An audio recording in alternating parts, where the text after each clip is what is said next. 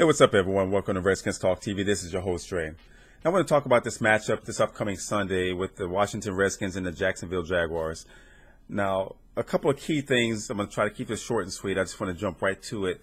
For our offense to be successful against the defense for the Jacksonville Jaguar, the offensive line has to be able to protect the quarterback, but at the same time, and I think most importantly, they have to be able to open holes for Alfred Morris or any running back that's in the backfield that's going to get the handoff.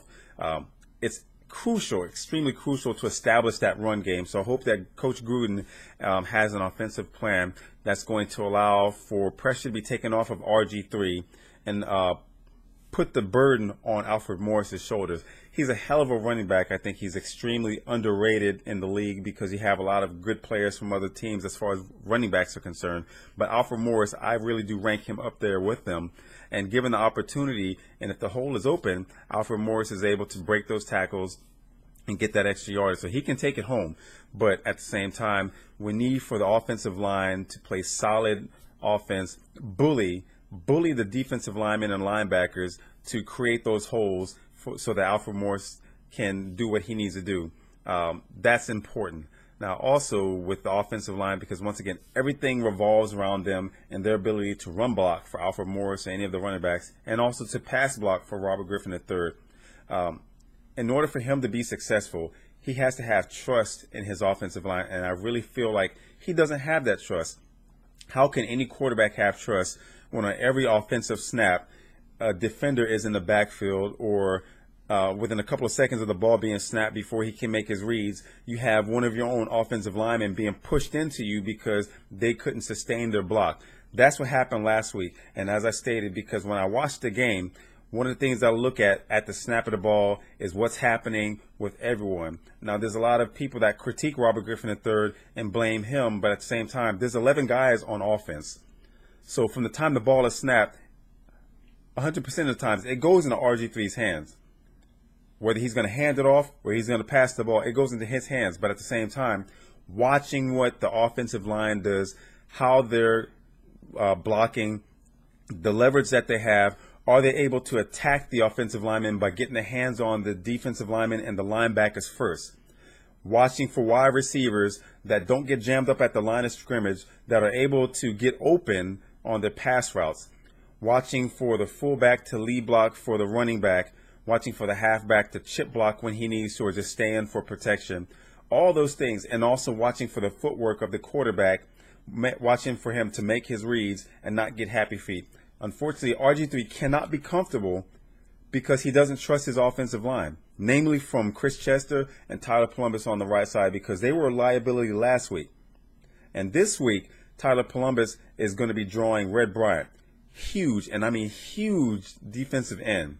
We're talking about a guy that's about 335, 340 pounds as a defensive end. Usually at that size, that's someone that's more of an interior lineman, a nose tackle or a defensive tackle. So he's playing on an end, and he's going to be rushing. And if Tyler Columbus is on top of his game, he's going to get pushed back and bullied into RG3. The pocket is going to collapse, and I'm predicting that if it does collapse, 9 times out of 10, it's going to happen from the right side. Trent Williams, he's going to draw the assignment of going up against Chris Clemens, who came from the Seattle Seahawks. Good speed rusher, but I think Trent Williams will be able to cover him, protect RG3 from the blind side. There shouldn't be a problem there. But I'm really, really concerned about the right side because, once again, I really feel like there's not enough strength and conditioning that's going to help Chris Chester and Tyler Columbus, and that's where the failure of the team is going to come from on offense. And that's where any struggle is going to come from, and it's going to prohibit Robert Griffin III and Alfred Morris from being successful. If they can step up, then we have a chance of being a great team this season, especially starting this game. We need this win. And as far as wide receivers, quite honestly, I don't know who Jacksonville Jaguar has as their corners and safeties. I know one of them, I can't remember his last name, Cypress or Cyrus. He's been ruled out for the game. But the ability for Deshaun Jackson, Grant, Pierre Garçon, and Aldrick Robinson to get open, if they can, then they're going to have a successful game. Hopefully, and I would like to see Santana Moss play. I'm not sure what happened last week. Can't go too much into that. But for our wide receiver core, I think they can do well. Jordan Reed is injured, so he's out due to injury from last week. So it's going to be the responsibility of Niles Paul, if he gets a start, or Logan Paulson to fill in for that position. Logan Paulson, I think, is a better blocker at tight end than Niles Paul. Niles Paul is going to have a little bit more speed, better hands. He just needs to protect the ball better. If he can do that, then he's going to basically give the linebackers some fits, because he's a converted wide receiver playing tight end, kind of like when I think along the lines of a Shannon Sharp. But I think he could be successful matching up against any linebacker and safety.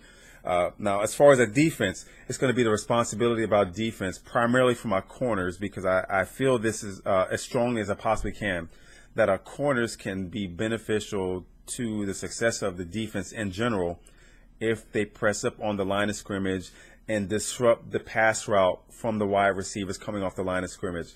We don't have the type of defense where we can rush the three linemen to get pressure instantly.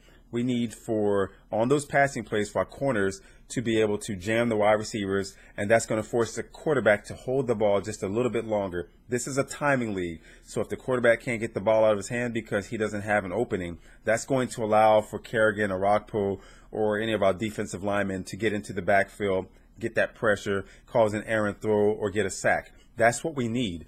Our linebacking core, I think they're solid. Perry Riley and the linebacking core, I think they're going to do well.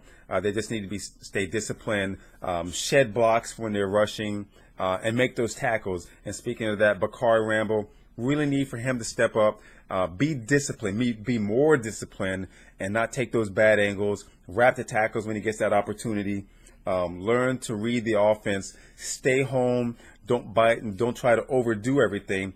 I'm the kind of person that says don't try to be a playmaker, be a make player. That means don't try to force yourself into a play. Let it come to you if it has to, and make the play when it's there in front of you. He overcommitted to that tackle last week, whiffed on it, and that was their first and only offensive touchdown for the Houston Texans.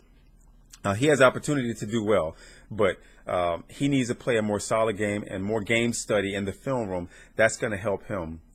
So Raheem Morris needs to coach him up and coach him up in a major way. I don't have any problem with Ryan Clark, although he did get shivved by Arian Foster with a stiff arm last week. But Ryan Clark is a solid hitter. But that's pretty much my critique. I think for special teams, we just need to stay solid. I'm sick of, for the past couple of seasons, because someone's getting into the backfield and blocking a punt. We need to have better discipline. That was Roy Helu's fault last week for whiffing and allowing Blue to get into the backfield.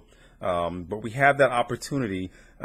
This is a game that we must win. I have a lot of confidence that we can take this game, but we have to play aggressive, have to move the pocket on offense to get RG3 on the move, because I really think that if he needs to tuck the ball and run, just don't overthink it. Tuck the ball, run, get that extra yardage. You saw him slide, so he's learning. He's trying to make it his best. But I think that this is a game that we can definitely take, as long as there's discipline on defense, there's help on the offensive line, and that commitment to open holes to protect the quarterback.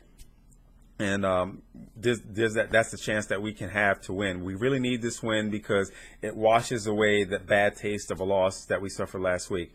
Anyway, go ahead and leave your comments if you're a Redskins fan or just any fan of football in general. I like to converse about this. But if you like this video, I hope that you like, subscribe, and share. Peace.